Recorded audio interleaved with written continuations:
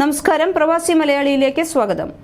ജിദ്ദയിലെ bachelor മുറികളിലും ഫ്ളാറ്റുകളിലും Baladiya അധികൃതരുടെ പരിശോധന. മുറികളുടെ ബാത്റൂമുകളും അടുക്കളകളും പരിശോധിക്കുന്ന ഉദ്യോഗസ്ഥർ ശുചിത്വമില്ലായ്മ തുടർന്നാൽ പിഴ ഈടാക്കുമെന്ന് മുന്നറിയിപ്പ് നൽകിയിരിക്കുകയാണ്.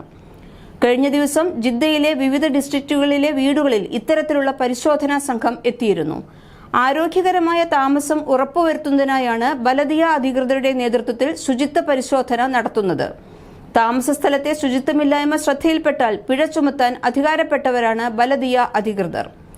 അണുനാശിനികളുമായി എത്തുന്ന ബലദിയ സംഘമാണ് പരിശോധന നടത്തുന്നത്. ബാച്ചിലർ മുറികളിലാണ് അകത്തുകയറിയുള്ള പരിശോധന ഉള്ളത്. കുടുംബങ്ങൾ താമസിക്കുന്ന സ്ഥലങ്ങളിൽ വീടിന് പുറത്തുനിന്ന് വിവരങ്ങൾ ചോദിച്ചറിയുകയും വീടും പരിസരവും വൃത്തിയായി സൂക്ഷിക്കണമെന്ന് ഉപദേശിക്കുകയുമാണ് ചെയ്യുന്നത്.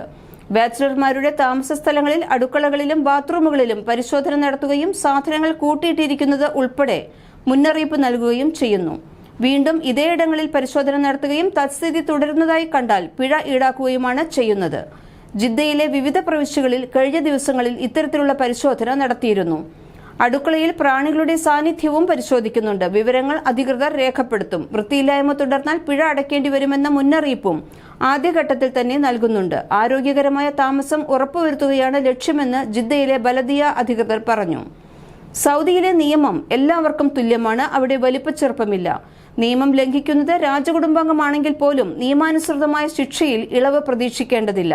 കോർണിഷിൽ നിയമവിരുദ്ധമായി പൊതുസ്ഥലം കയ്യേറി രാജകുടുംബാംഗങ്ങളും മുൻ മന്ത്രിമാരും വ്യവസായ പ്രമുഖരും കൈവശപ്പെടുത്തിയ സ്ഥലങ്ങളിലെ കയ്യേറ്റം ഒഴിപ്പിക്കൽ ആരംഭിച്ചിട്ടുണ്ട്.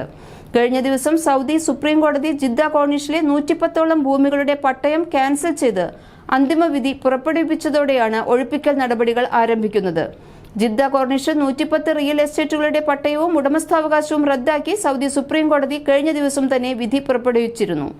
രാജകുടുംബാംഗങ്ങളും ഉന്നത വ്യവസായികളും മുൻ മന്ത്രിമാരും നിയമവിരുദ്ധമായി കൈവശം വെച്ചു വരുന്നതുമായ സർക്കാർ ഡിപ്പാർട്ട്മെന്റുകൾ നിലനിൽക്കുന്നവയോ ആണ് ഉടമസ്ഥാവകാശം റദ്ദാക്കിയ ഭൂമികളെല്ലാം തന്നെ.